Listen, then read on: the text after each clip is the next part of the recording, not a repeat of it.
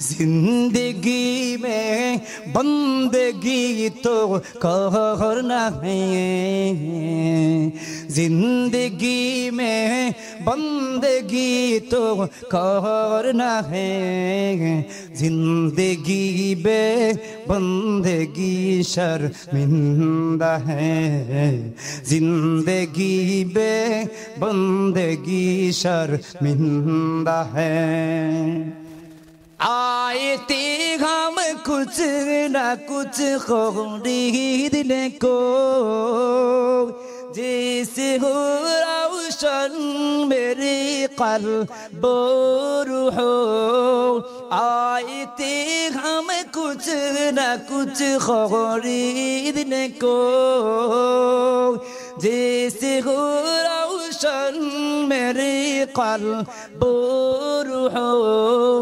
और न कोई चारा तो जहाँ में नहीं, और न कोई चारा तो जहाँ में नहीं, जिंदगी में बंदगी तो करना है, जिंदगी बे बंदगी शर्मिंदा है, जिंदगी बे बंदगी शर्मिंदा है।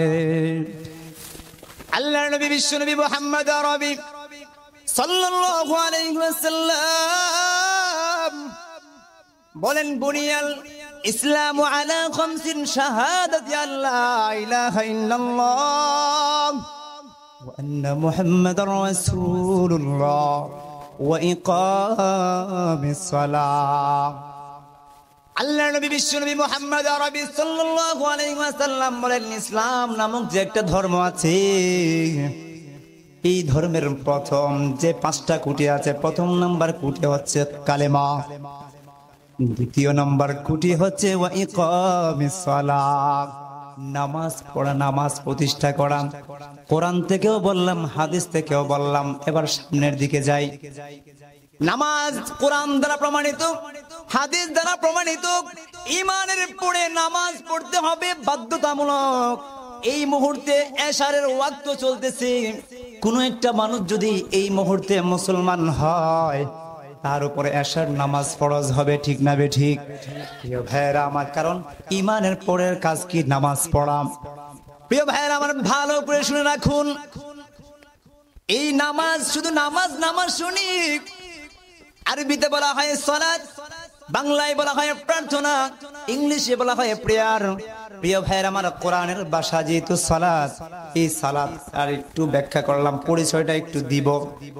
এই নামাজের পারিভাষিক বা আবিধানিক অর্থ হচ্ছে, সালাতের আবিধানিক অর্থ হলো, এই সালাত শব্দের আবিধানিক অর্থ হলো কোন বক্র কাঠকে আগুনে পোড়ায়া সোজা করা। এবার প্রশ্ন হবে, হুজুর তাহলে সালাতকে, নামাজকে সালাত কেন বলা হয়? একটা মানুষ, গুনাহগার মানুষ, আল্লাহর সামনে যখন দাঁড়ায়, সমস্ত ভেদাভেদ ভুলে গিয়া, সমস্ত অন্তরের মধ্যে সমস্ত কাঠিন্যতা দূর করিয়া রব্বে করিমের সামনে সোজা হইয়া দাঁড়ায়া যায়। চিল্লায় ঠিক না? প্রিয় ভাইরা, এজন্য সালাতকে সালাত বলা হয়। এজন্য এই সালাত শব্দটাকে 5টা অর্থের সাথে, 5টা জিনিসের সাথে আমি সম্পৃক্ত করব। কারণ হচ্ছে সালাত শব্দটা বিভিন্ন সময় বিভিন্ন অর্থ ধারণ করে। আমি সালাতের আবিধানিক অর্থ বলতেছি, ভাইয়েরা আমার ভালো করে বুঝুন। শুরু থেকে, জীবনের শুরু থেকে নামাজ নামাজ পড়তেছি, এই নামাজটার আবিধানিক অর্থ কি? আরবিতে বলা হয় সালাত। সালাত শব্দটা বিভিন্ন রূপ ধারণ করে। 1 নাম্বার রূপ, ভালো করে শুনে রাখুন, 1 নাম্বার রূপ হচ্ছে, এই সালাত যদি আল্লাহর সাথে সম্পর্কিত করা হয়, তাহলে এই সালাতের অর্থ হবে দয়া ও অনুগ্রহ। দয়া এবং অনুগ্রহ অর্থ ধারণ করবে যদি রব্বে করিমের সাথে সম্পৃক্ত হয়। প্রমাণ কোরআন থেকে নিয়ে যান, উলাইকা আলাইহিম সালাওয়াতুম মির রাব্বিহিম ওয়া রাহমাহ ওয়া উলাইকা হুমুল মুহতাদুন। আয়াতের ব্যাখ্যা, আয়াতের অনুবাদ করার সময় নাই, লম্বা, সামনে সফর লম্বা, বুঝতে পারতেছেন তো? সামনে সফর কি ভাই লম্বা, কিন্তু সময় কম, কোনাকুনি ধরতে হবে। ভালো করে শুনে রাখবেন। 2 নাম্বার, যদি সালাত শব্দটাকে বান্দার সাথে সম্পর্কিত করা হয় তাহলে এর অর্থ দাঁড়াবে দোয়া করা, প্রার্থনা করা, যেটা আমরা নামাজ পড়ি, আল্লাহর ইবাদত করি ভাই। বান্দার সাথে সম্পৃক্ত হলে সালাত শব্দটার অর্থ ধারণ করে দোয়া করা বা প্রার্থনা করা। কোরআন থেকে প্রমাণ নেন, ওয়াসাল্লি আলাইহিম ইন্না সালাতাকা সাকানুল লাহুম। গেল 2 নাম্বার। 3 নাম্বার ধরেন, সালাত শব্দটাকে যদি আমরা ফেরেশতার সাথে সম্পৃক্ত করি তাহলে এর অর্থ ধারণ করবে ইস্তিগফার। প্রিয় ভাইয়েরা আমার, কোরআন থেকে প্রমাণ নেন। আল্লাহ রাব্বুল আলামিন কোরআনুল কারীমের মধ্যে স্পষ্ট ভাষায় বলে দিয়েছেন, ইন্নাল্লাহা ওয়া মালাইকাতাহু ইউসাল্লুনা আলান নবী। গেল 3 নাম্বার। 4 নাম্বার ধারণ, 4 নাম্বার রূপ হচ্ছে সালাত শব্দটাকে যদি নবী রাসূলদের সাথে সম্পৃক্ত করা হয় তাহলে এর অর্থ ধারণ করবে দরুদ পাঠ করা। কথা বুঝতেছেন তো? দরুদ পাঠ করা হবে নবীর সাথে সম্পর্কিত করা হলে। কোরআন থেকে প্রমাণ নেন। আল্লাহ রাব্বুল আলামিন কোরআনুল কারীমের আহজাবের মধ্যে বলেন, ইয়া আইয়ুহাল্লাযীনা আমানু সাল্লু আলাইহি ওয়া সাল্লিমু তাসলিমা। গেল 4 নাম্বার। 5 নাম্বার শুরু করলাম। 5 নাম্বার হচ্ছে সালাত শব্দটাকে যদি আমরা পশু পাখির সাথে সম্পৃক্ত করি তাহলে এর অর্থ ধারণ করবে তাসবিহ পাঠ। কোরআন থেকে প্রমাণ নেন, ইউসাব্বিহু লিল্লাহি মা ফিস সামাওয়াতি ওয়া মা ফিল আরদ। এবার 5 নাম্বার চলে গেল। এই 5টা অর্থই বললাম, 5টা রূপ ধারণ করে 5টা অর্থ বলে দিলাম। এবার আবিধানিক অর্থ গেল, পারিভাষিক অর্থের দিকে আমরা একটু আগাই। সালাত বলা হয় নির্দিষ্ট আরকানের মাধ্যমে, নির্দিষ্ট আরকান আহকাম আরকানের মাধ্যমে নির্দিষ্ট সময়ে আল্লাহর ফরজকৃত বিধান পালন করার নাম সালাত, যাকে আমরা নামাজ বলি। চিল্লা এখন ঠিক কিনা আমার ভাইরা? এটা হচ্ছে পারিভাষিক সংজ্ঞা। এবার আমরা আরেকটু আগাবো। প্রশ্ন করবেন, হুজুর সালাতের আবিধানিক অর্থ বুঝলাম, পারিভাষিক অর্থ বুঝলাম, 5 রাকাত নামাজ কোত্থেকে আসলো? এটার ইতিহাস মেরাজের দিকে যেতে হবে। লম্বা ঘটনা বলার আমার সময় নাই, শুধু এতটুকুই বলবো। আল্লাহর নবী বিশ্বনবী মুহাম্মদ আরবি সাল্লাল্লাহু আলাইহি ওয়াসাল্লাম কে আল্লাহ রাব্বুল আলামিন প্রথম আসমান পাড়ি দিয়া, দ্বিতীয় আসমান পাড়ি দিয়া, তৃতীয় আসমান পাড়ি দিয়া, চতুর্থ আসমান পাড়ি দিয়া, পঞ্চম আসমান পাড়ি দিয়া, ষষ্ঠ আসমান পাড়ি দিয়া, সপ্তম আসমান পাড়ি দিয়া, বাইতুল মামুর পাড়ি দিয়া আল্লাহ রাব্বুল আলামিন তার প্রিয় হাবিব মুহাম্মদ আরবি সাল্লাল্লাহু আলাইহি ওয়াসাল্লাম কে আল্লাহর সান্নিধ্যে নিয়া পাশাপাশি বসায়া কানা কাবা কাউসাইনি আও আদনা। আল্লাহ বলেন, আমার নবীকে মেরাজের রজনীতে আমার এত কাছে নিয়ে এসেছি। তীরন্দাজ আগেকার সময়ে যারা যুদ্ধ করত, তীরন্দাজ বাহিনী ছিল, ওই তীরন্দাজ বাহিনী যখন তীর নিক্ষেপ করে তখন ধনুকের মাথার 2টা মাথা যখন তীর নিক্ষেপ করার সময় এত কাছাকাছি চলে আসে। প্রিয় ভাইয়েরা আমার এদিক খেয়াল করেন, ধনুকের 2টা মাথা খুব কাছে চলে আসে। এভাবে তীর দেওয়ার পরে আল্লাহ বলেন, এর চেয়েও কাছে আমার নবী আমার কাছে এসেছিলেন। বলেন সুবহানাল্লাহ, আরো জোরে কোন সুবহানাল্লাহ। এত কাছে নবীকে বসায়া কোন ইবাদত আল্লাহ দিয়েছিলেন ভাই? এই নামাজ। আল্লাহ রাব্বুল আলামিন তার প্রিয় হাবিব মুহাম্মদ আরবি সাল্লাল্লাহু আলাইহি ওয়াসাল্লাম কে উপহার দিয়েছিলেন। কয় ওয়াক্ত? আমি বলতেছিলাম কিন্তু 5 ওয়াক্ত কিভাবে আসলো? প্রিয় ভাইয়েরা আমার, 50 ওয়াক্ত নামাজ দিয়েছিলেন। 50 ওয়াক্ত নামাজ আল্লাহ রাব্বুল আলামিন বিশ্ব নবীকে দিয়েছেন। আমার উম্মত, আপনার উম্মত যেন 50 ওয়াক্ত নামাজ আদায় করে। বিশ্বনবী মুহাম্মদ আরবি সাল্লাল্লাহু আলাইহি ওয়াসাল্লাম মেরাজের রজনীতে প্রত্যেকটা আসমান যখন অতিক্রম করতে লাগলেন, ওই অবস্থায় প্রথম আসমানে আদম আলাইহিস সালাতু ওয়াস সালামের সাথে সাক্ষাৎ হয়ে গেল। দ্বিতীয় আসমানে হযরতে ঈসা আলাইহিস সালাতু ওয়াস সালাম এবং ইয়াহইয়া আলাইহিস সালাতু ওয়াস সালামের সাথে সাক্ষাৎ হয়ে গেল। তৃতীয় আসমানে ইউসুফ আলাইহিস সালাতু ওয়াস সালামের সাথে সাক্ষাৎ হয়ে গেল। চতুর্থ আসমানে হযরতে ইদ্রিস ইদ্রিস আলাইহিস সালাতু ওয়াস সালামের সাথে সাক্ষাৎ হয়ে গেল। পঞ্চম আসমানে হারুন আলাইহিস সালাতু ওয়াস সালামের সাথে সাক্ষাৎ হয়ে গেল। ষষ্ঠ আসমানে হযরতে মূসা আলাইহিস সালাতু ওয়াস সালামের সাথে সাক্ষাৎ হয়ে গেল। সপ্তম আসমানে, ষষ্ঠ আসমানে মূসা, সপ্তম আসমানে হযরতে ইব্রাহিম আলাইহিস সালাতু ওয়াস সালামের সাথে সাক্ষাৎ হয়েছে। বলেন সুবহানাল্লাহ। মেরাজের ঘটনা বললে অনেক সময় চলে যাবে, আজকে আমার নির্ধারিত সময় শেষ হয়ে যাবে, সুতরাং বলতে পারলাম না। আরেকটা তথ্য দিয়ে যায়, এই 7টা আসমান যে আল্লাহ তৈরি করেছেন, 7টা আসমানের প্রথম আসমানটা স্থির পানি দ্বারা তৈরি করা হয়েছে, দ্বিতীয় আসমানটা শুধুমাত্র লোহা দ্বারা তৈরি করা হয়েছে, তৃতীয় আসমানটা আল্লাহ রাব্বুল আলামিন তামা দ্বারা বানিয়েছেন, চতুর্থ আসমানটা রব্বে কারীম রূপা দ্বারা তৈরি করেছেন, পঞ্চম আসমান রব্বে কারীম স্বর্ণের দ্বারা তৈরি করেছেন, ষষ্ঠ আসমানটা আল্লাহ রাব্বুল আলামিন ইয়াকুত পাথর দিয়ে তৈরি করেছেন, সপ্তম আসমানটা রব্বে কারীম নূরের পাথর দ্বারা তৈরি করেছেন। চিল্লায় এখন সুবহানাল্লাহ। আমার ভাইরা, এই সম্পর্কে অনেক তথ্য দেওয়া যাবে, আমার সময় নাই, এজন্য দিতে পারলাম না। প্রিয় ভাইরা আমার, বলতেছিলাম ষষ্ঠ আসমানের মধ্যে মূসা আলাইহিস সালাতু ওয়াস সালামের সাথে সাক্ষাৎ হয়েছিল কার? বিশ্বনবী মুহাম্মদ আরবি সাল্লাল্লাহু আলাইহি ওয়াসাল্লামের। ভাইরা আমার, 50 ওয়াক্ত নামাজ যখন আল্লাহর নবী মুহাম্মদ আরবি সাল্লাল্লাহু আলাইহি ওয়াসাল্লাম নিয়ে আসতেছেন, ওই অবস্থায় মূসা আলাইহিস সালাতু ওয়াস সালামের সাথে ষষ্ঠ আসমানে দেখা। মূসা আলাইহিস সালাতু ওয়াস সালাম বলেন, ইয়া মুহাম্মদ, ওগো নবী মুহাম্মদ সাল্লাল্লাহু আলাইহি ওয়াসাল্লাম, আল্লাহ আপনাকে কি গিফট করেছেন, কি হাদিয়া দিয়েছেন, কি উপঢৌকন দিয়েছেন? রব্বে কারীমের হাবিব মুহাম্মদ আরবি সাল্লাল্লাহু আলাইহি ওয়াসাল্লাম বললেন, ওগো আল্লাহর নবী মূসা, আল্লাহ রাব্বুল আলামিন আমাকে 50 ওয়াক্ত নামাজ দিয়েছেন, 50 ওয়াক্ত নামাজ দিয়েছেন। মূসা আলাইহিস সালাতু ওয়াস সালাম যখন এই কথা শুনলেন, বললেন, ও মুহাম্মদ সাল্লাল্লাহু আলাইহি ওয়াসাল্লাম, আমি বনি ইসরাইলের নবী ছিলাম, আমি তো জানি উম্মতের কি হালত। আপনার উম্মতরা এই 50 ওয়াক্ত নামাজ আদায় করতে পারবে না, সুতরাং আপনি আল্লাহর কাছে আবার যান, আল্লাহ রাব্বুল আলামিন যেন আপনাকে নামাজের পরিমাণ কমায় দেয়। বিশ্বনবী এইভাবে মূসা আলাইহিস সালাতু ওয়াস সালামের কথা শুনিয়া আল্লাহর কাছে আবার গেলেন। আবার যাওয়ার পরে আল্লাহ 5 ওয়াক্ত কমাইলেন। এভাবে একবার যান, মূসা আবার পাঠান, যাইতে আর আসতে 9 বার হয়। কয়বার হয়?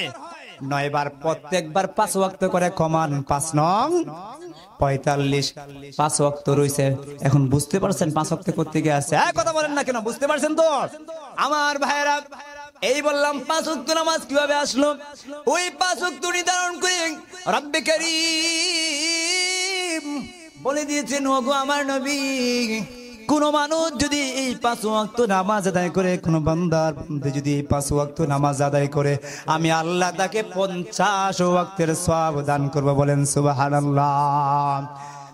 अल्लाह अल्लाह क्या मुबारक नाम है, अल्लाह अल्लाह मोमिनों का काम है, हमदे बेहद मर खुदाए पाक रहा, आके ही मदद मुश्ते खाकरा, हमदे बेहद मर खुदाए पाक रहा, आके ही मदद मुश्ते खाकरा, आके दुर आदम दमी दूर है रगा, आके दुर आदम दमी दूर है रगा, दादे अज तूफान जातू नूहरा, दादे अज तूफान जातू नूहरा। चिल्लाए बोलेन मारहाबा।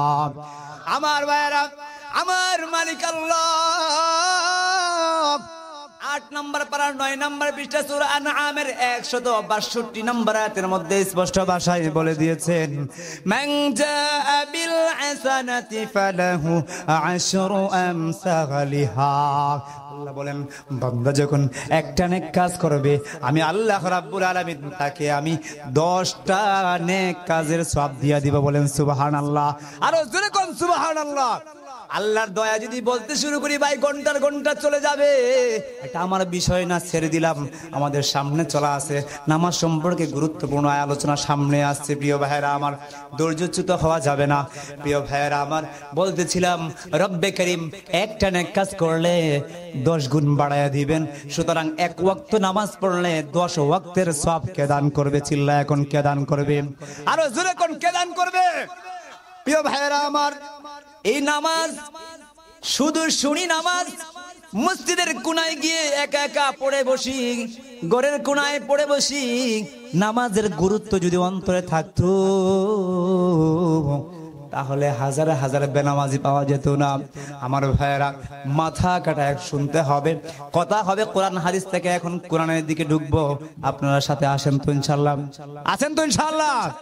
প্রিয় ভাইয়েরা আমার, চলেন কোরআনে এই নামাজ সম্পর্কে কি বলেছে আল্লাহ রাব্বুল আলামিন 1 নম্বর পারা 6 নম্বর পৃষ্ঠা সূরা বাকারার 43 নম্বর আয়াত স্পষ্ট ভাষায় বলে দিয়েছেন।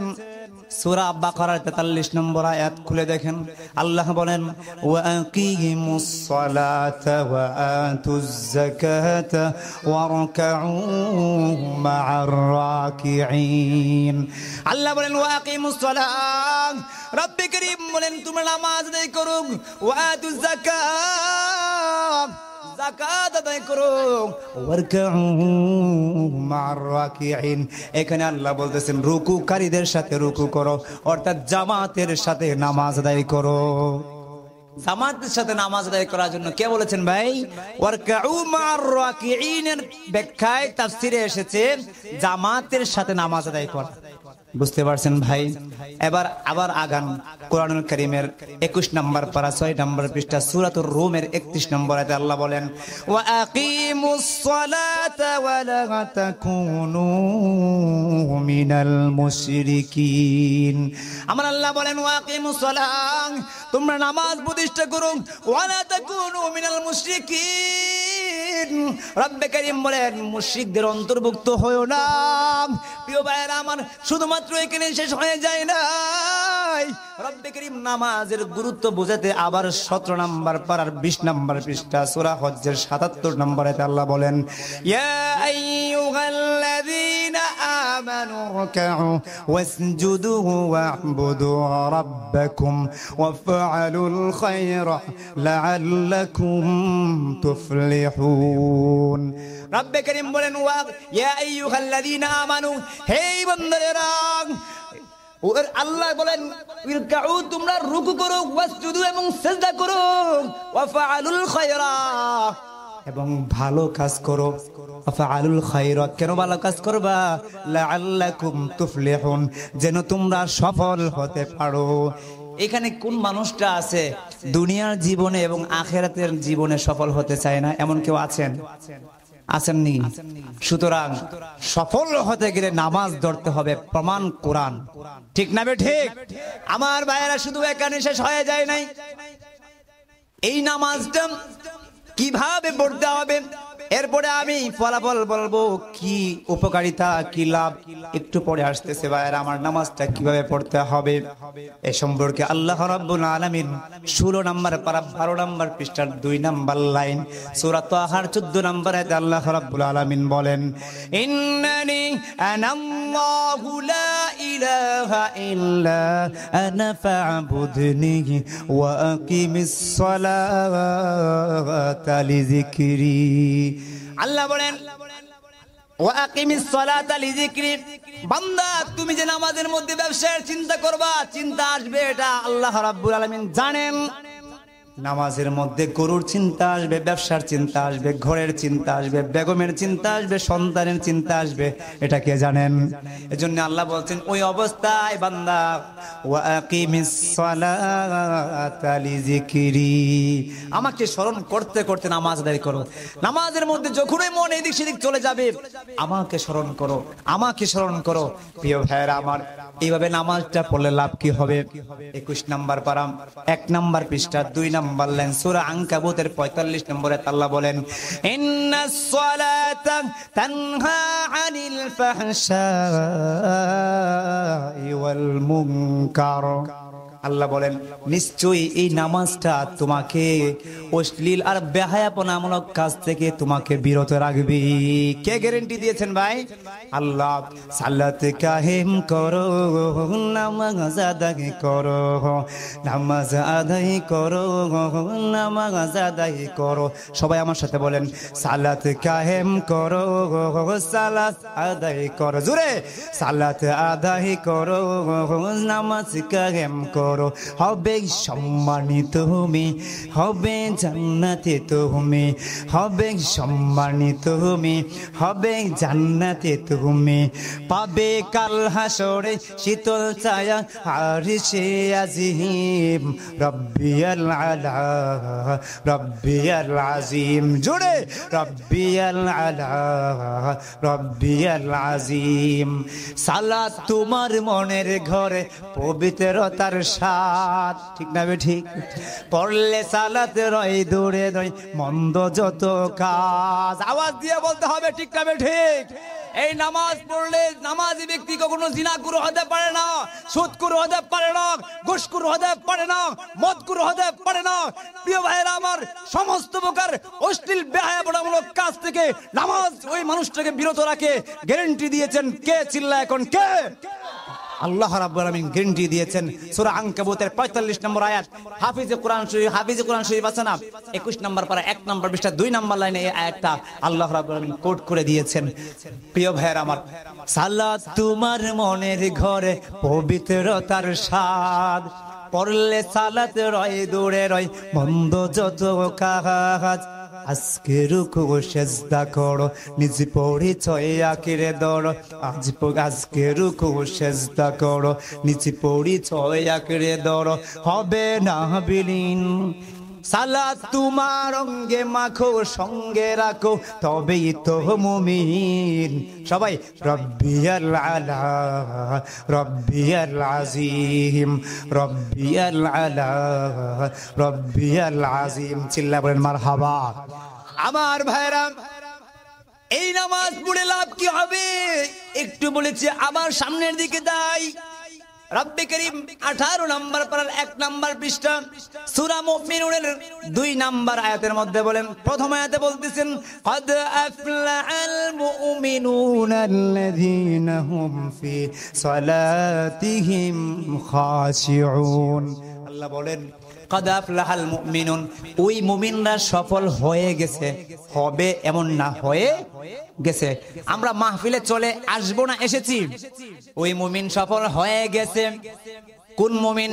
আল্লাযীনা হুম ফি সালাতিহিম খাশিউন, যারা নামাজের মধ্যে ভয় ভীতি অর্থাৎ আল্লাহকে হাজির নাজির খুশু খুজুর সাথে নামাজ আদায় করে। বলেন সুবহানাল্লাহ।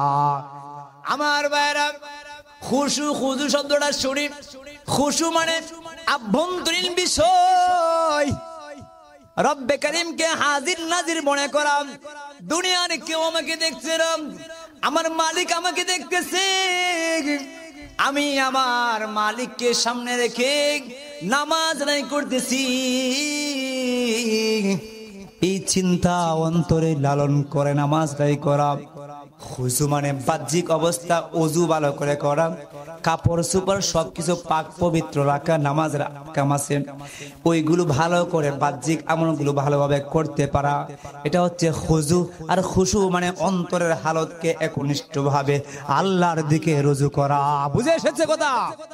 প্রিয় ভাইয়েরা আমার, এই সূরা মুমিনুনের একটু পরে আল্লাহ বলতেছেন 8 নম্বর 9 নম্বর 11 নম্বর আয়াত আল্লাহ বলতেছেন والذين هم على صلواتهم يحافظون, ওই মুমিনরা সফল যারা নামাজের হেফাজত করে যথা সময়ে নামাজ পড়ে। প্রিয় ভাইরা আমার, এজন্য সফল মুমিন হইতে গেলে প্রত্যেকটা ওয়াক্তের নামাজ প্রত্যেক ওয়াক্তে আদায় করতে হবে। চিল্লায় ঠিক না? এখানে শুধু শেষ নাই, লাভ নেন। আল্লাহ বলেন উলাইকা হুমুল ওয়ারিসুন।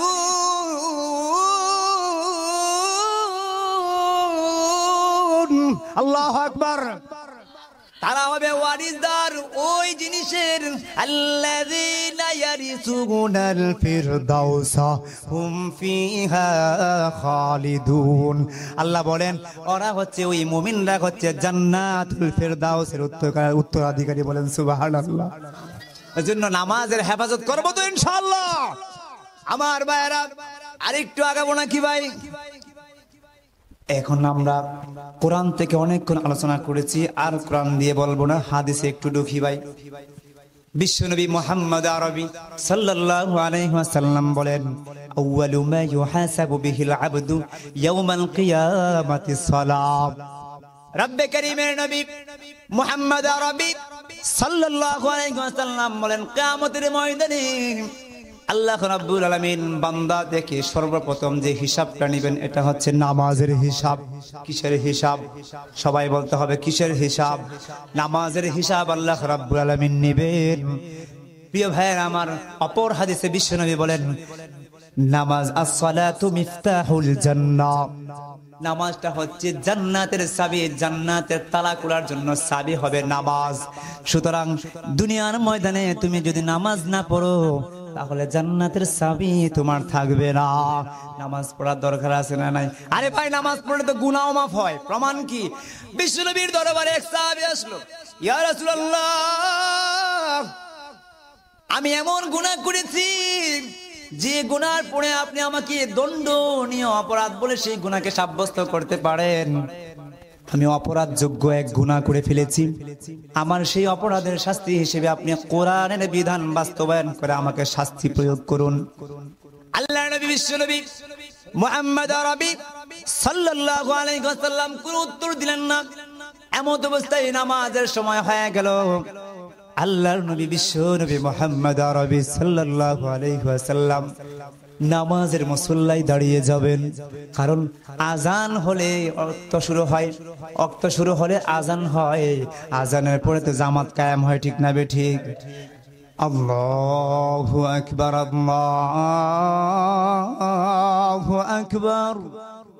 নামাজের আজান হয়, কিন্তু মুসলমান ঘরের কোনায় বসে দেখে মসজিদে আসার কোনো খবর নাই। এগুলো কি সচেতন মুসলমান নাকি ঘুমাওরা মুসলমান? হ্যাঁ, কথা বলতে হবে। আলু গুড়ার মুসলমান হলে চলবে না, তোমাকে অরিজিনাল মুসলমান হতে হবে। চিল্লায় কাউ ঠিক কিনা? আসসালাতু খায়রুম মিনান নাওম বলে আজান দেই। মানুষগুলো, মুসলমানগুলো ঘুমের ঘরে অচেতন অবস্থায় শুয়ে থাকে, মসজিদে হাজির হয় না। এমন গরু খাওয়া মুসলমান আছে না নাই? এই এলাকায় তো মনে হয় একজনও নাই। হাইয়া আলাস সালাহ।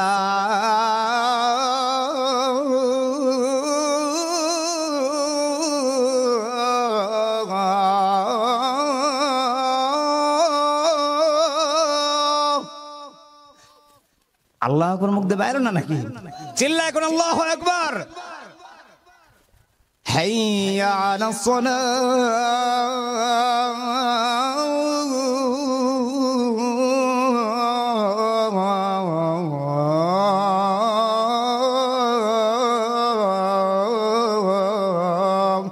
আল্লাহ,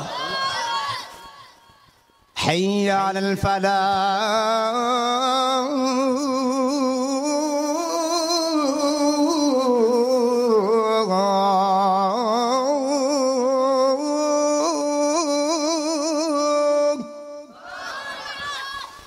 حي على الفلاح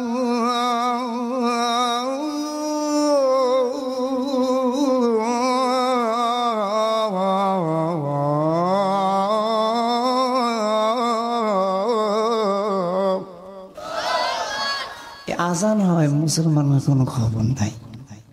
এরে ভাই, এই আজানের আওয়াজ উঠার পরে তোমার অন্তরে যদি মসজিদের দিকে আকৃষ্ট না হয়, আল্লাহর মহব্বতে আল্লাহর ঘরে হাজির হতে যদি মন না চাই, মনে রাখবা তুমি সাচ্চা মুসলমান হতে পারো নাই, তুমি একটা আস্তা গরু খাওয়া মুসলমান। তোমার নামে মুসলমান হতে পারছো, কামে মুসলমান হতে পারো নাই। নামে মুসলমান দিয়া দরকার নাই, কামের মুসলমানের দরকার, ঠিক না বেঠিক? আরে আওয়াজ দিয়ে বলতে হবে, ঠিক না বেঠিক? ঘুমায় গেলে চলবে নাকি? গরম তো সামনে আসতেছে। প্রিয় ভাইরা, এই মুসলমান তোমার আমল থাকবে স্বচ্ছ। আজানের আজান হয়ে গেছে, মসজিদে ছুটে আসবা। দুনিয়ার কোনো কাজ আমার আজানের চেয়ে বড় কিছু না, নামাজের চেয়ে কোনো আমল আমার কাছে দুনিয়া না। একদিন দুনিয়া থেকে তুমি চলে যাবে, আমিও দুনিয়া থেকে চলে যাব, দুনিয়া থেকেও থাকবো না। সুতরাং দুনিয়ার ময়দানে মালিকের গোলামি করতে হবে, এটাই রব্বে কারীম আপনার থেকে আমার কাছ থেকে চান। তামসা করার জন্য দুনিয়ার ময়দানে আমাদেরকে পাঠানো হয় নাই। ইহুদি বৌদ্ধ খ্রিস্টানদেরকে দুনিয়ার ময়দানে পাঠানো হয়েছে আল্লাহর ইবাদত করবার জন্য, কিন্তু তারা দুনিয়াতে এসে তামসা শুরু করে দিয়েছে। মুসলমান তামসা করতে পারবা না, তোমাকে খেল তামাশার জন্য দুনিয়ার ময়দানে পাঠানো হয় নাই। রব্বে কারীম তোমাকে পাঠাইছে, আবার রব্বে কারীমের দরবারে তোমাকে হাজিরা দিতে হবে। মনে রাখবা, তোমাকে অযথায় বাড়ানো হয় নাই। এই কথাটাও আল্লাহ রাব্বুল আলামিন 18 নম্বর পারার 8 নম্বর পৃষ্ঠার মধ্যে সূরাতুল মুমিনুনের 115 নম্বর আয়াত আল্লাহ বলেন, আফাহাসিবতুম আন্নামা খালাকনাকুম আবাসাহ ওয়া আন্নাকুম ইলাইনা লা তুরজাউন। আমার ভাইরা, এখন প্রশ্ন করবেন, তাহলে কি জন্য বানানো হয়েছে, কি জন্য বানানো হয়েছে?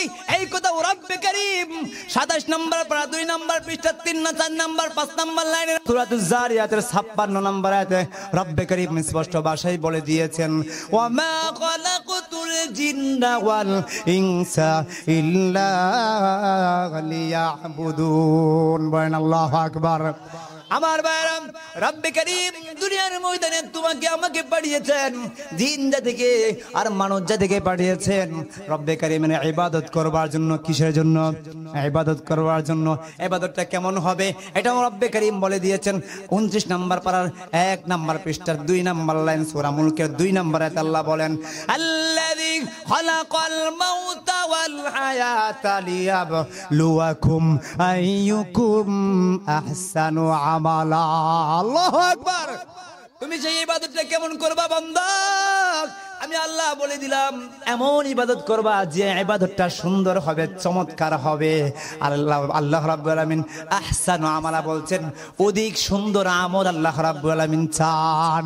সুতরাং আমল করব, নামাজ পড়ব, নবীর সুন্নত তরিকায় পড়ব, তাহলে সুন্দর হবে না? হবে না? হ্যাঁ, কথা বলতে হবে, সুন্দর হবে কি হবে না? পৃথিবীর সবচেয়ে সুন্দর আমল কে করতেন? মুহাম্মদ আরবি সাল্লাল্লাহু আলাইহি ওয়াসাল্লাম। সেই নবীকে নামাজের মধ্যেও ফলো করতে হবে, রোজার মধ্যেও সেই নবীকে ফলো করতে হবে, যাকাত দেওয়ার মধ্যেও সেই নবীকে ফলো করতে হবে, জীবনের প্রত্যেকটা কর্মের মধ্যে আমার নবী আপনার নবীকে ফলো করতে হবে। বলেছেন কে? রব্বে কারীম 3 নম্বর পারার মধ্যে স্পষ্ট ভাষায় সূরা আলে ইমরানের 31 নম্বর আয়াতে স্পষ্ট ভাষায় রব্বে কারীম বলে দিয়েছেন, কুল ইন কুনতুম তুহিব্বুনাল্লাহ ফাত্তাবিউনি ইউহিব্বুকুমুল্লাহু ওয়া ইয়াগফির লাকুম যুনুবাকুম ওয়াল্লাহু গফুরুর রহিম। বলেন সুবহানাল্লাহ। প্রিয় ভাইরা আমার, এজন্য প্রত্যেকটা কাজ কার তরিকায় করতে হবে? কার তরিকায়? মুহাম্মাদুর রাসূলুল্লাহ সাল্লাল্লাহু আলাইহি ওয়াসাল্লামের তরিকায় প্রত্যেকটা কাজ করতে হবে। প্রিয় ভাইরা আমার, আমি বলতেছিলাম আপনাকে আমাকে সমস্ত মানুষকে জিন জাতিকে আল্লাহ রাব্বুল আলামিন একমাত্র ইবাদতের জন্য পাঠানো হয়েছে, কিন্তু আমরা কি করতেছি? হিসাব মিলায় দেখেন কি করতেছি, ইবাদত কি করতেছি ভাই? ইবাদত না করিয়া এখানে মুসলমান মসজিদে আসছে লজ্জাবোধ করে, দাঁড়িয়ে রাখতে লজ্জাবোধ করে, ভাইরা আবার পর্দার বিধান কায়েম করতে ফ্যামিলির মধ্যে লজ্জাবোধ করে। আমার চাচাতো ভাই কি বলে? এই চিন্তা করে মাখলুকের মন তুষ্টির জন্য আল্লাহর বিধান লঙ্ঘন করছে, কোনো পরোয়া নাই। ঠিক না বে ঠিক? जिंदगी में बंदगी तो करना है, जिंदगी में बंदगी तो करना है, जिंदगी बे बंदगी शर्मिंदा है, जिंदगी बे बंदगी शर्मिंदा है। आए थे हम कुछ न कुछ खरीदने को,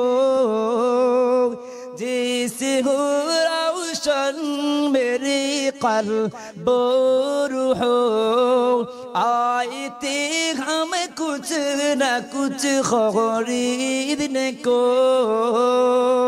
जैसे हो रोशन मेरे क़ल्ब हो और न कोई चारा तो जहाँ मैं नहीं और न कोई चारा तो जहाँ मैं नहीं जिंदगी में बंदगी तो करना है जिंदगी में बंदगी शर्मिंदा है जिंदगी में बंदगी शर्मिंदा है दुनिया में हो दुनिया का तलबगार ना हो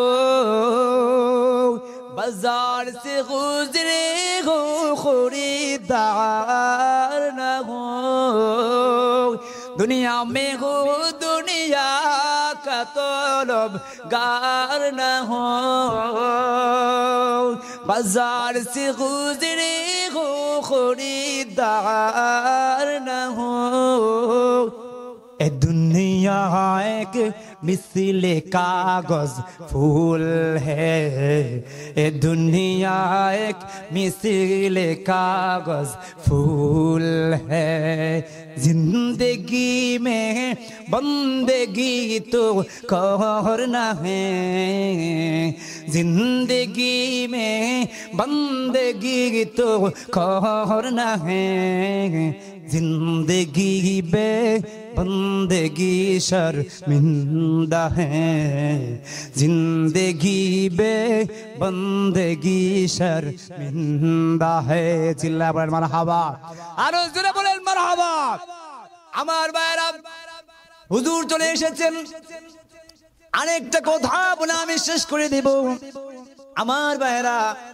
ভালো করে একটা কথা মনে রাখবেন যারা দুনিয়ার ময়দানে বহুকাল ধরে গুনাহের মধ্যে আমরা লিপ্ত আছি এমন মানুষ নাই গুনাহ করে নাই এমন মানুষ নাই দুনিয়ার ময়দানে যে গুনাহ করে নাই রব্বে করিম গুনাহের চাহিদা মানুষকে দিয়েছেন ফেরেশতাকে দেয় নাই সুতরাং মানুষ গুনাহ করতে পারে স্বাভাবিক এই গুনাহের পরে হতাশ হওয়া যাবে না কুল ইয়া ইবাদিয়াল্লাযীনা আসরাফু আলা আনফুসিহিম লা তাকনাতু মির রাহমাতিল্লাহ আল্লাহর রহমত থেকে নৈরাশ হওয়া যাবে না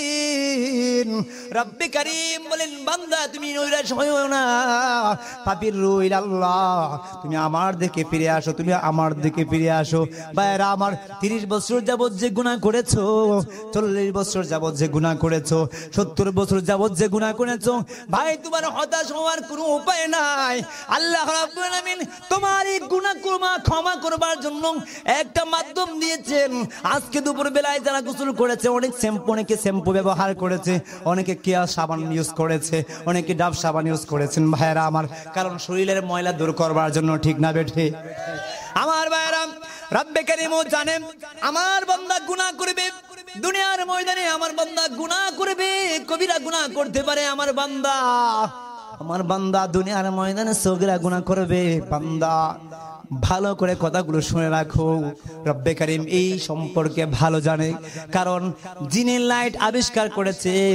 সে লাইট সম্পর্কে আপনার চেয়ে আমার চেয়ে অভিজ্ঞতা বেশি না কম আমার মালিক যে রব্বে করিম আপনাকে আমাকে সৃষ্টি করেছেন আপনাকে আমাকে দুনিয়ার ময়দানে প্রেরণ করেছেন সেই রব্বে করিম জানেন আমার বান্দা দুনিয়ার ময়দানে গুনাহ করবে সুতরাং ভাইরা আমার পা ধরে বলে যাই হতাশ হইও না আল্লাহ বলেন লা তাকনাতু মির রাহমাতিল্লাহ বান্দা তুই আমার রহমত থেকে নৈরাশ হইও না তাহলে কি করতে হবে গুনাহ করে ফেলেছি শয়তানের প্ররোচনায় পড়ে গুনাহ করে ফেলেছি রব্বে করিম বলেন কোনো সমস্যা নাই ভুল করেছো বান্দা গুনাহ করেছো সমস্যা নাই তোমাকে সেই গুনাহ থেকে পাক পবিত্র করবার জন্যই আমি আল্লাহ তওবা নামক সাবান আবিষ্কার করে দিয়েছি বলেন সুবহানাল্লাহ আর জোরে কোন সুবহানাল্লাহ এ ভাইরা আমার কোরআন থেকে রেফারেন্স নিয়ে যান যে মানুষটা গুনাহ করেছো আমরা তো সবাই কম বেশ গুনাহ করেছি এই গুনাহগার বান্দাগুলোকে আল্লাহ ডাক দিয়ে বলতেছেন সূরা তাহরিমের মধ্যে আল্লাহ বলেন ইয়া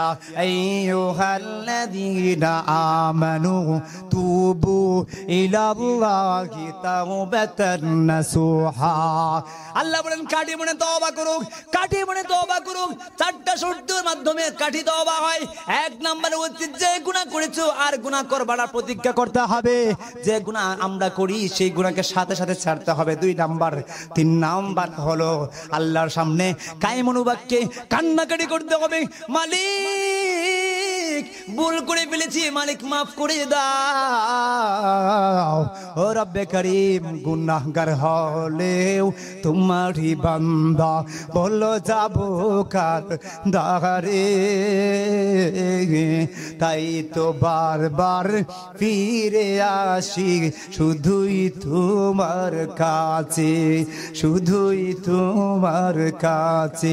গুনাহ সবই ক্ষমা করে, গুনাহ সবই ক্ষমা করে দিও তুমি জান্নাত। কাল হাসরে আমাদের দিও গুনাহজাত। পারবো তো ইনশাআল্লাহ। কান্নাকাটি করতে হবে। 3 নাম্বার। 4 নাম্বার হচ্ছে তুমি যদি বান্দার হক নষ্ট করে থাকো, কোন মানুষের কাছ থেকে টাকা এনেছো, গীবত করেছো, বান্দার সাথে সম্পৃক্ত গুনাহ করে থাকো, আল্লাহ রাব্বুল আলামিন যেই খাঁটি তওবা কবুল করবেন। 4 নাম্বার তওবাটা, 4 নাম্বার শর্তটা হচ্ছে বান্দার কাছ থেকে গিয়া সেই গুনাহের জন্য তোমার মাফ চাইতে হবে, তার হক আদায় করতে হবে। হক আদায় করবার মাধ্যম হলো হুজুরের গীবত করেছো বা অন্যের গীবত করেছো, মাফ চাইতে হবে। ঋণ পায় তোমার কাছে, ঋণ আদায় করতে হবে, নতুবা তার কাছ থেকে মাফ চাইয়া নিতে হবে।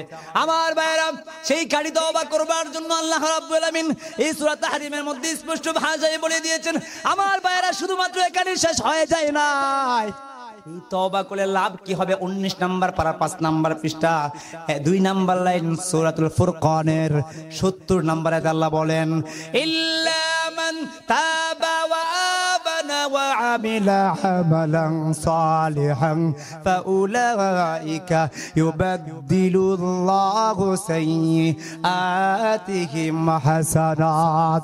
এই আমার ভাইরা রে, ভালো করে শুনে রাখো, ইল্লা মান তাবা ওয়া আমানা ওয়া আমিলা আমালা, যে ব্যক্তিটা তার গুনাহের জন্য আল্লাহর দরবারে কায়েমুল বাক্যে ক্ষমা প্রার্থনা করলো, তওবা করলো, আল্লাহর প্রতি ঈমান আনিয়া নিজের গুনাহ থেকে পাক পবিত্র হয়ে গেল তওবার মাধ্যমে, আল্লাহ বলেন ফাউলাইকা ইউবাদদিলুল্লাহু সাইয়্যাতিহিম হাসানাত। আল্লাহ বলেন তার 60 বছর জিন্দেগিতে, সারা জীবনের জিন্দেগির মধ্যে 70 বছরের মাথায় যদি ওই বান্দাটা তওবা করে, আল্লাহ বলেন সমস্ত জীবনের সমস্ত গুনাহগুলোকে আমি আল্লাহ তওবা করার কারণে নেকি দ্বারা পাল্টায়া দিব। বলেন সুবহানাল্লাহ। আমলনামার মধ্যে যত গুনাহ থাকবে প্রত্যেকটা গুনাহকে নেকি দ্বারা পাল্টায়া দিবে। বলেন সুবহানাল্লাহ। আরো জোরে কোন সুবহানাল্লাহ।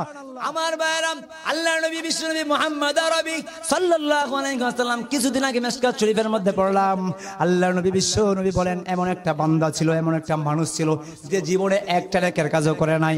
কয়টা কাজ? একটাও নেকের কাজ করে নাই।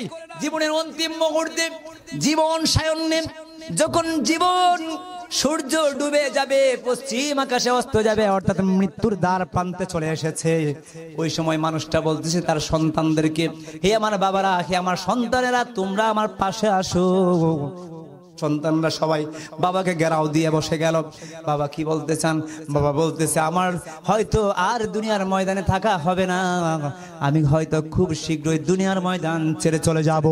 আমার ভাইরা, বিশ্বনবী মুহাম্মদ আরবি সাল্লাল্লাহু আলাইহি ওয়াসাল্লাম বলেন, ওই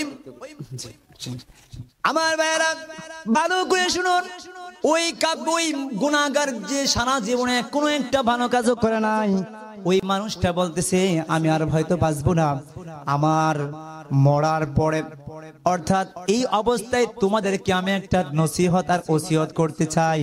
সেটা হলো আমি যখন মৃত্যুবরণ করব, আমার মৃত্যুর পরে আমার লাশটাকে তোমরা আগুনের সাথে পুড়ায় দিবা, আগুনের মধ্যে পুড়ায় দিবা। বুঝতেছেন নি ভাই? ভালো করে শুনুন, আমি এইটা বলে শেষ করে দিব।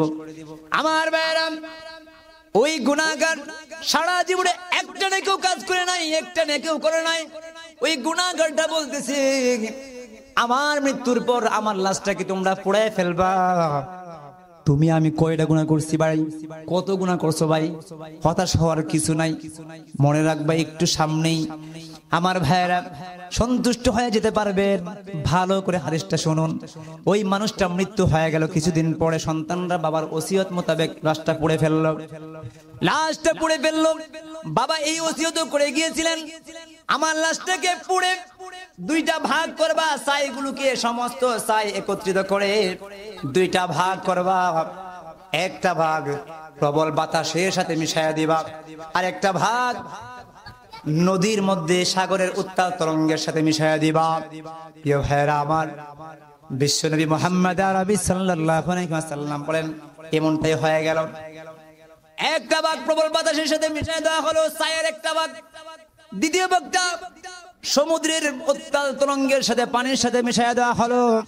আমার ভাইয়েরা, রব্বে কারীম কি এগুলো দেখে না? দেখে না? আয় কথা বলতে হবে, দেখে না? দেখে না? আল্লাহ রাব্বুল আলামিন বাতাসকে হুকুম করলেন, হে বাতাস, তোমার মধ্যে যে ছাই একত্রিত হয়েছে, মিশ্রিত হয়েছে, তা এক করো। সমুদ্রকে হুকুম দিয়ে দিলেন, পানি তুমি তোমার মধ্যে যে মিশ্রিত হয়েছে ছাইগুলো, এগুলো একত্রিত করো। রব্বে কারীম ওই ছাই আগুন দিয়ে যা পোড়ানো হয়েছিল, সেই ছাই দুই ভাগ, বাতাসও তাকে একত্রিত করলো, সমুদ্রের পানিও একত্রিত করলো। এবার আল্লাহ রাব্বুল আলামিন ওই গুনাহগারকে ডাক দিলেন, সঙ্গে সঙ্গে ওই গুনাহগার জীবিত হয়ে উঠলো। বলেন সুবহানাল্লাহ। আল্লাহ রাব্বুল আলামিন বললেন, হে গুনাহগার, হে বান্দা, তুমি কেন এই পদ্ধতি, এই কৌশল অবলম্বন করলা? গুনাহগার ডাক দিয়ে বলে, মালিক, আমার সারা জীবনে আমি কোনো একটা ভালো কাজ করি না। তোমার সামনে কিয়ামতের ময়দানে আমি কি জবাব দিব? রব্বে কারীম, তোমার সামনে আমি আমার জীবনের কি হিসাব দিব? এই হিসাবের ভয়ে আমার সারা জীবনে কোনো একটা নেকের কাজ নাই। রব্বে কারীম, তোমার সামনে কি হিসাব দিব? এই হিসাবের ভয়ের কারণে আমি আমার এই কৌশল অবলম্বন করলাম।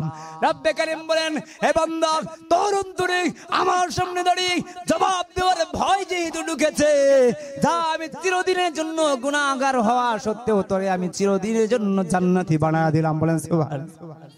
চিরদিনের জন্য তোমাকে ক্ষমা করে আমার তৈরি জান্নাতের সার্টিফিকেট দিয়ে দিলাম। বলেন সুবহানাল্লাহ। সুতরাং আপনি আমি কত গুনাহ করেছি, হতাশ হওয়ার কিছু নাই। সন্তুষ্ট আছেন তো ইনশাআল্লাহ?